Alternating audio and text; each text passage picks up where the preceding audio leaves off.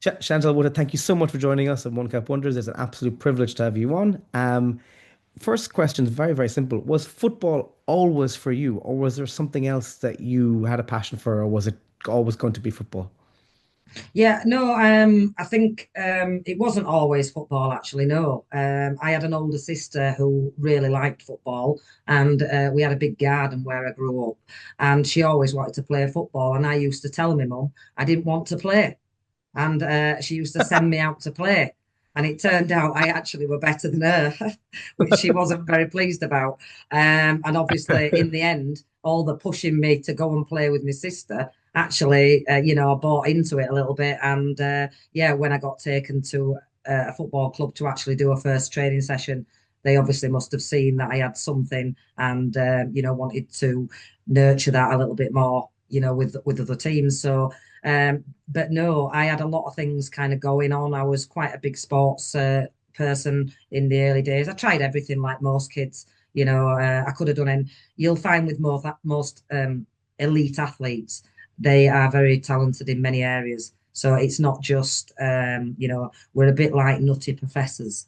Where you can either, and that's why the mindset is, it can be a little bit, we're very good, but we can be on the other scale of it as well. So channeling the energy into sport was what I needed. I was quite an energetic child, and I played a lot of tennis as well.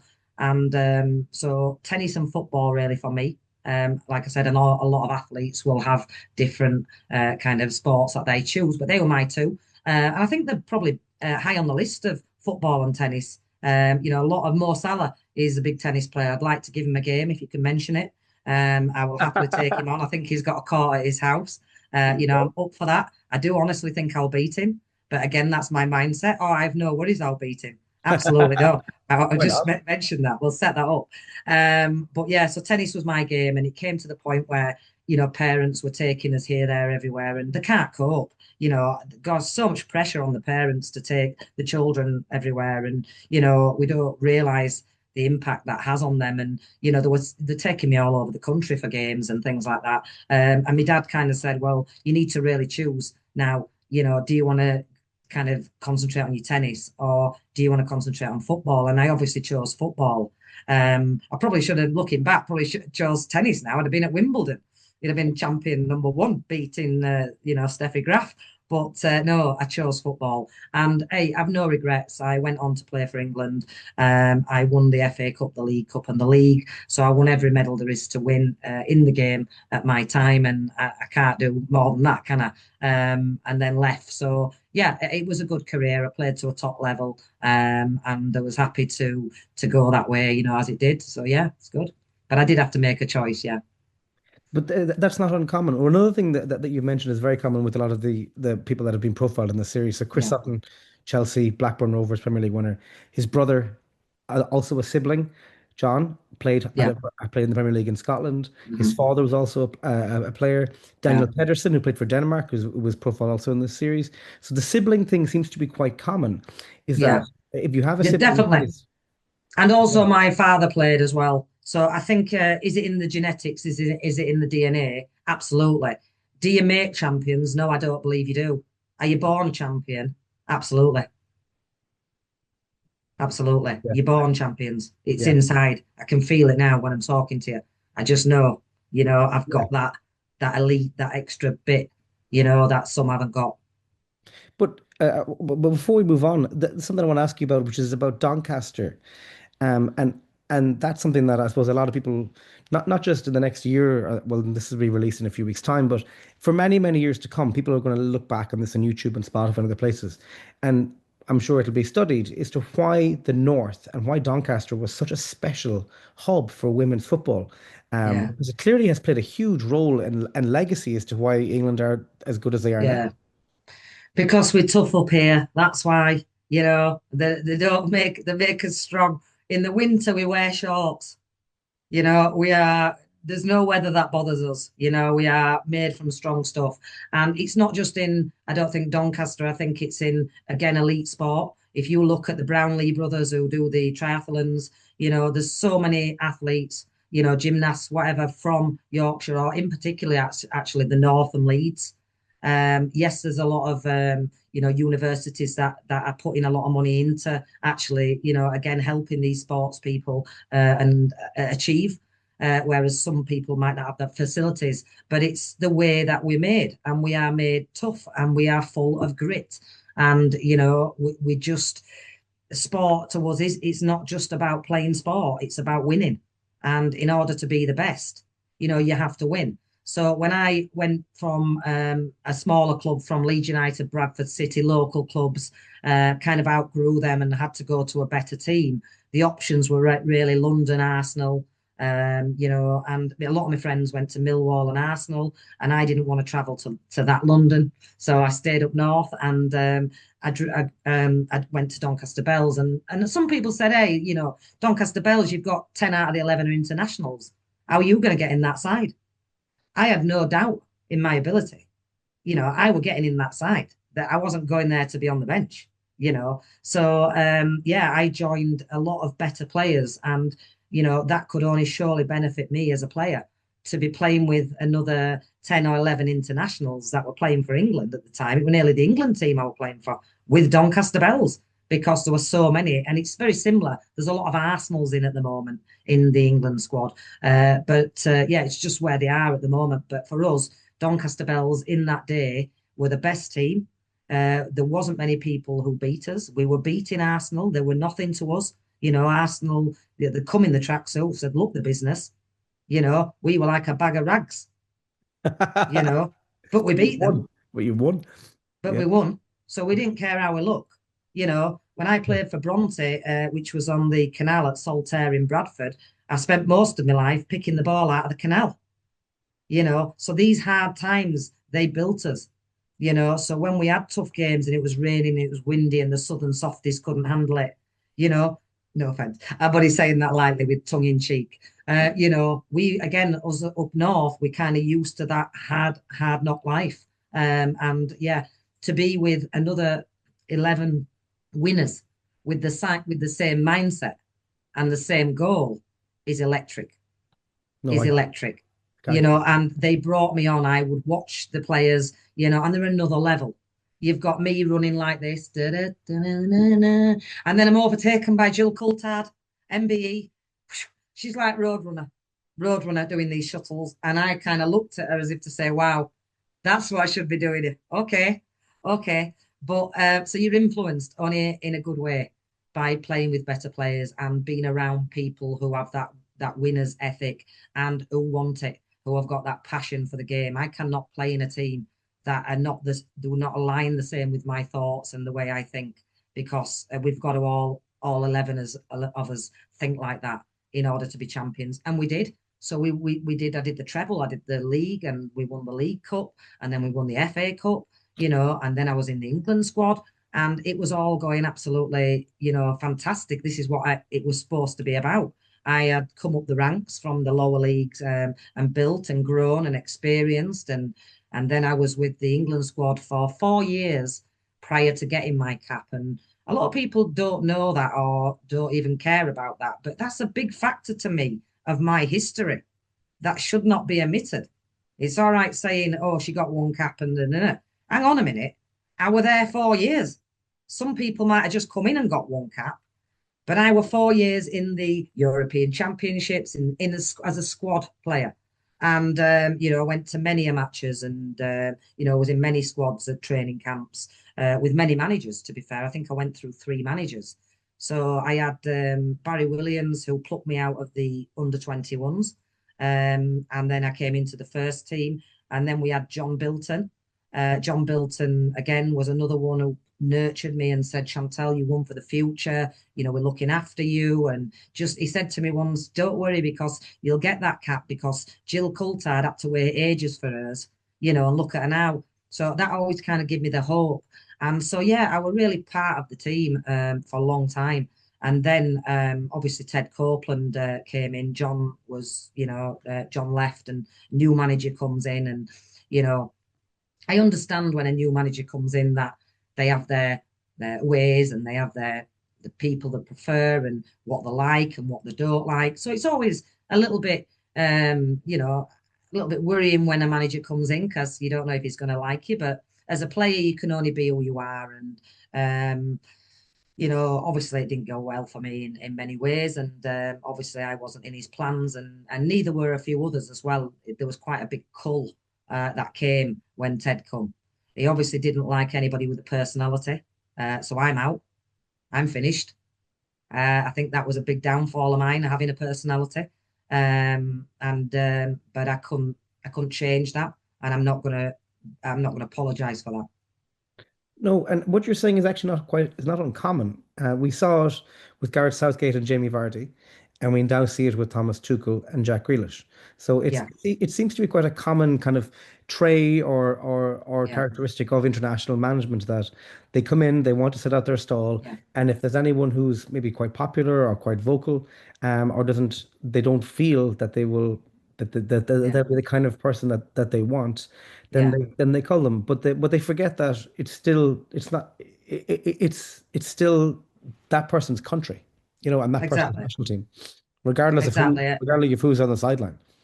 And it means a lot to us. And I think more now, football is a very cold game, and there's not much, oh, I'll put my arm around you and we'll have a chat. It's not that kind of game. So many years ago, it was even worse, to be fair, I think, because the communication was poor, and they didn't really pull you in for a chat. I don't think I ever spoke one word to Ted.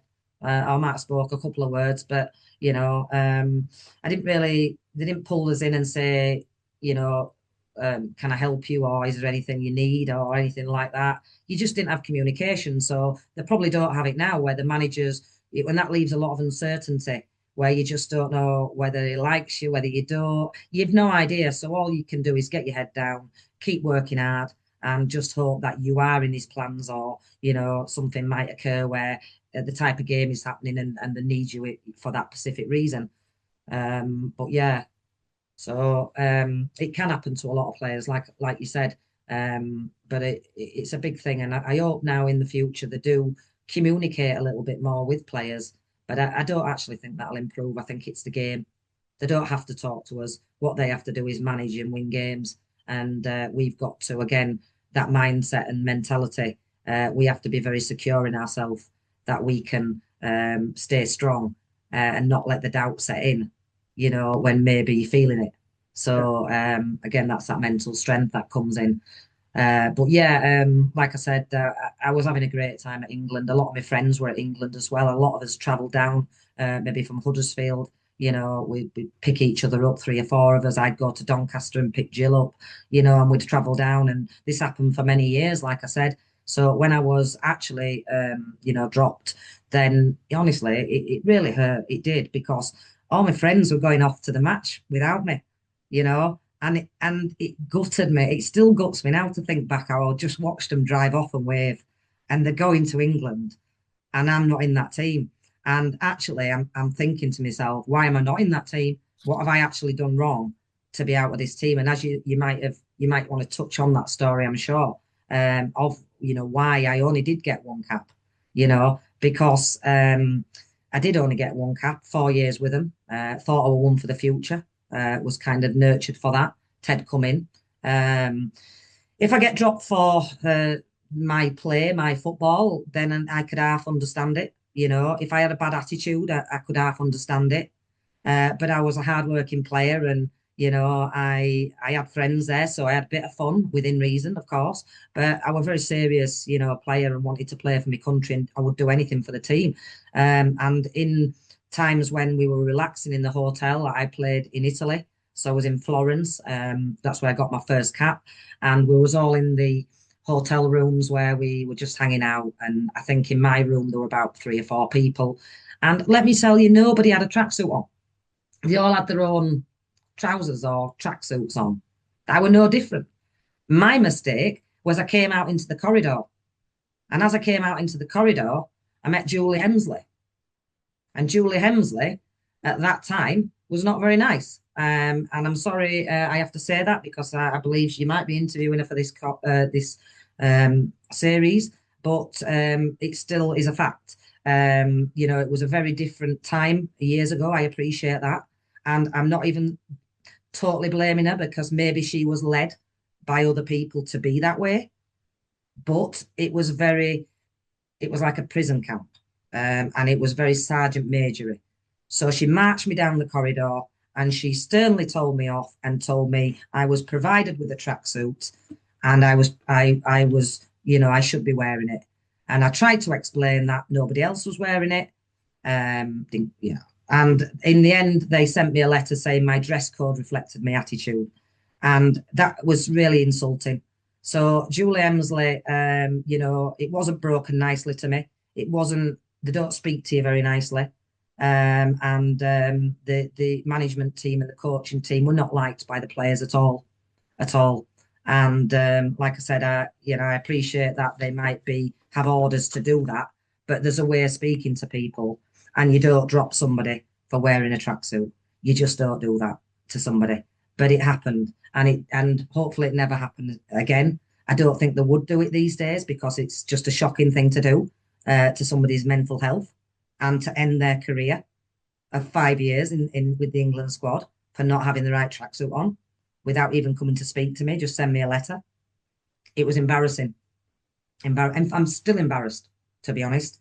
The fact that I only played if somebody plays for England once, there's only two reasons why they haven't done more. One is because they're not good enough. You're not good enough. You ain't playing for England more because you've got one cap.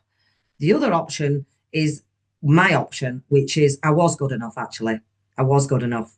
But circumstances, outside external influences played a factor in that, and it was out of my control. So in my case, I do feel hard done by. I should have been a world beater. I should have played for England far more times than one cap. And I am in, people say, oh, you should be proud. You played for your country. Proud? Yes, I'm proud, but I'm embarrassed. I'm embarrassed to only get one cap.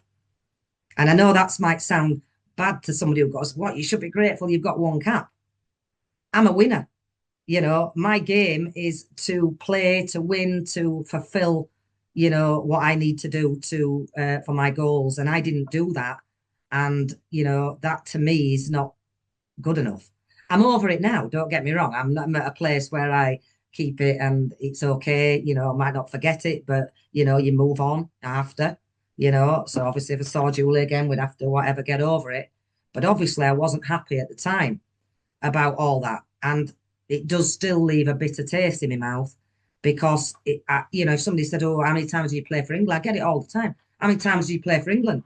I'm embarrassed to say one. I'd almost want to say none than say one because the following question is like, only one. That's just one. And I feel like I didn't achieve. And I certainly didn't achieve and play to my full potential and achieve my dreams. They were cut off because I was wearing the wrong tracksuit. And I guess, it's the way it was. But again, I'm a big believer in kind of fate and things like that. And that things are mapped out a little bit without getting too deep into that. But I do honestly believe that if you didn't make it or it wasn't going that way, there was a reason behind it. Now, I don't know the reason behind that. Maybe I will, but I'm not sure. I could really maybe think things like, I'm a big player in tennis now. I do a lot. I'm very active and things like that. I live a very active life. What if I'd have played, broke my leg and got absolutely injured in a wheelchair? Sometimes I think, has somebody saved me from something? It's an option. Maybe. It's Yeah, maybe. maybe. I'll Maybe, never yeah. know. No, But I have to believe that because that obviously wasn't my journey. no. So I'm trying to tap into, well, why did that happen? Was I meant for something else?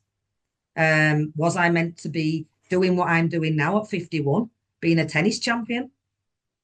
Would I have been that if I would have played a career? And I don't know. I don't know. But these are the thoughts that kind of go on. So it's fine. But obviously, when I talk about it, it can stir up a little bit because, yeah, I'm not happy. But I've managed to move on and find a place where, I'm at ease with it. And there's nothing I can do about it. The FA was very different back then. So it was what it was. But yeah, looking back, it's interesting to look back and reminisce a bit, but then look positively into the future. It wasn't meant to be. So I am proud of getting one cap. I am, without a doubt. But I'm also a little bit unhappy about that as well. No, and that's understandable. And Yeah, the stories of the footballers who've been profiled in the series yeah, are all very different.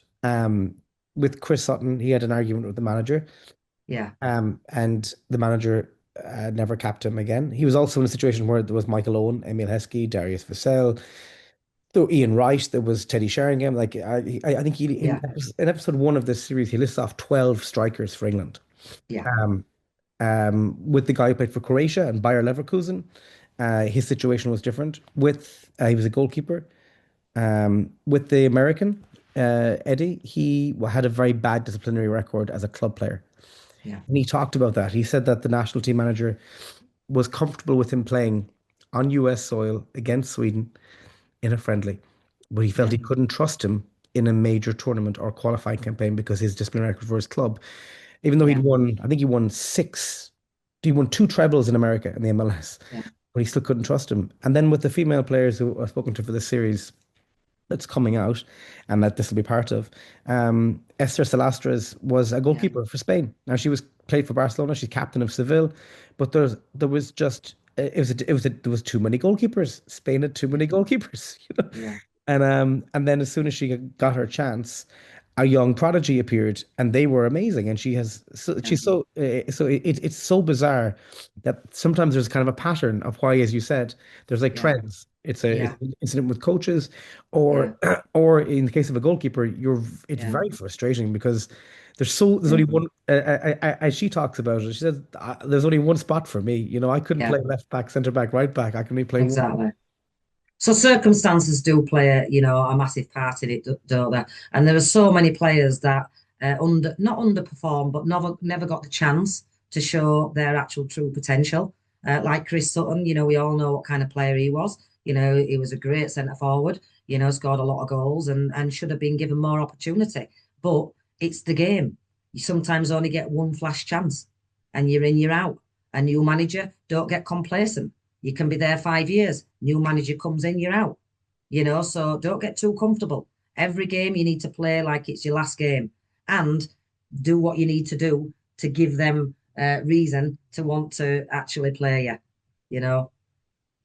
So there's no point rebelling and being against what they like. If they like somebody who's got good conduct, then stop behaving like you are because your manager's telling you you've got to show some, kind of good behavior in order for him to gain trust and build trust in order to want to play you. Right now, he doesn't trust you.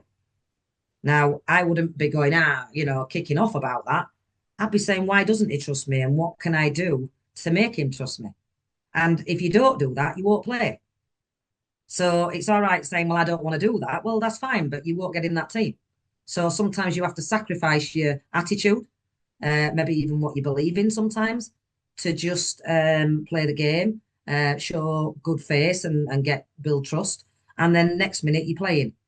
Next minute you're your favourite. Next minute you're first on the team sheet.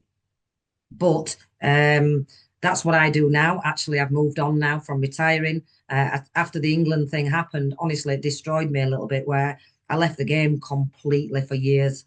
Completely. Didn't play, didn't watch it, Wow. didn't talk about it. Went on a bit of a bad path with other friends and just were out of the game. I'm not interested. It blew my confidence. My dreams were shattered. I needed to go and sit somewhere for a while and regroup. And then I came back. The reason I only came back as well is I really, I didn't have that when I was playing. I didn't have somebody to help me, to guide me, to get hold of me and say, you're not doing good enough. You need to do more. And I thought I was doing all right, but I obviously wasn't. I could have done a hell of a lot more. And I didn't play to my full potential. So now, as a performance coach, I now look after footballers. Now I've retired, professional footballers as well, elite, the top guys and girls, because I believe that there is a niche there and they get missed a lot. You Jack Grealishes, they get missed a lot. It's okay going in the academies. It's all right going in the under 21s. But what about these players right now who are in the thick of things, who have got an entourage around them, and you can't get near them. Whether they're being given good advice, bad advice, I don't know. So what I do now is help professional footballers with performance. So I get them playing again. We refind, motivation. We look after the player. So we make sure the player's good. We're solid. They can't touch us. Secure. Emotionally in touch with our feelings and being able to manage them. And then we go to the performance. Are we performing? If you give me a player that's not performing well, you can guarantee I'll know why. That's because A, I'm an expert with people. I can read them. I'm intuitive. And hopefully, in a good way, though, I know what you need. And I can put my finger on what it is, even if you don't know. So it's getting you playing again consistently, not just one hit wonders 1 week. We want a consistent level and up in them standards. And then pilot in the career, if you like, with helping to steer it in a direction, with challenges that they will come across. So I'm a complete package looking after this player. But the ultimate is to get them performing, get them playing to the highest level, get them playing for England and giving back. And one player that I did have very early on when I first started out doing this, and I haven't got a million qualifications, but at the same time, I've lived it. So my life experience gives me, in my eyes, qualification because I've been there and I've done it. Not just football, but probably all sorts. The bad times, I've been there. You're over 50, you can look back and look down and go, well, it's very easy. I've got all the tools. I've got all the answers. They haven't, not everybody's realised that because there'd be a queue on my door if that were the case. But this particular guy, he was a half Norwegian player and he came to me, had quite a lot of issues with lots of things, personal issues, a lot of them football related, whether that was peer pressure from family, family life not great. And, this, I say kid, he was 20 odd when he came to me, but this kid, really did have some issues. He had an issue with identity. He didn't know what to call himself. He said, I'm a footballer. And I used to say, you're not. That's your job. That's your hobby. But you're not, it's not who you are. Football is your job. It's not who you are. So you're a person first. So the first thing I had to work on was him and to give him an identity and to see what issues there were and to try and one by one work through them. I said, I can't give you a tablet. And if I can talk to you, we can talk it out, we can fix this. But I can't give you a tablet. And if I can't fix it, I will signpost you to somebody else because I am not qualified to deal with that. And at the end, he said, you've given me more than NHS has. You've given me more than any counsellor I've had. He said, and not that I'm a counsellor, but I can listen and I can hear what your worries are. And generally, these worries are not even worries. They're actually something you've made up. So he had a lot of stuff going on in his head that we sorted. We did. And his whole kind of thing was to just be happy playing football. That was his real aim. He didn't even care who he played for. He wanted to play, higher, but lacked confidence. So I was always pushing him to, say, aim for Division 1. Oh, well, I'll just hang in this team and Division 2. Yeah, but we're better than Division 2. And it's giving them that belief, then don't even realise it themselves that they're Division 1 or Championship players. You're not a Division 2 player. Yeah, but it's comfortable. Ah, right. It's comfortable. I get that, So it's always pushing, but I'm not going to push someone who doesn't want it neither. So he said, I just want to play. I want to be happy in my football. He moved to Norway for a bit and he did exactly that. He was playing better football. He was doing a little bit of coaching. He even got a job cycling round as a tour guide, showing everybody the forest. And he was loving it, loving it. So we realised that actually it wasn't all about being, he'd put so much pressure on him being a professional footballer. It overtook his life. And we got back to some sanity. So we, went back to nature, and we did the simple things. And this grew and grew and grew. And he's now back in Leeds, actually, because his girlfriend's called Chantel as well. And she said, we picked you because A, you're from Leeds. B, we wanted a woman. And 3, you're an ex-footballer. So win-win-win for us. So she had no worries with me, obviously spending a lot of time with Matthew when we meet up sometimes face to face. Sometimes we do a Zoom, but he actually doesn't need me now, which is quite disappointing. It's kind of, he used to need me every week. He'd say, "Don't leave me. Can I have a call next week?" I'd say yes. But I said to him, the aim was to give you them tools so that you actually don't need me and to get you to a place where you're happy and you don't need to be worrying and asking me things because you know the answers yourself. And that's where we are now. And we're 5 or 6 years down the line now. We're still really good friends. In the early days, he hardly paid me any money, to be fair. So I did it for love, and I can't tell you how that turned me around doing that, doing this guy for no money. Just in the early days, I was gaining experience in the job, as a performance coach. And I got so much out of this guy. He gave me everything for nothing, as in no money, no financial gain. And he brought back the spark that I lacked. And I lived a bit through him. So when he said he had a game, "I'm coming to watch you. I'm coming to watch you. Will you? Will you?" Yes, I'm there. I'm there. So I'm shouting online, and how did you play? And he'll tell me. And honestly, I just got my passion back and I loved it. I thought I was so proud of him for what he'd achieved. And the fact that we were a little team and we did it, and he's settled down now. I hope he has children in the future. Fingers crossed he might.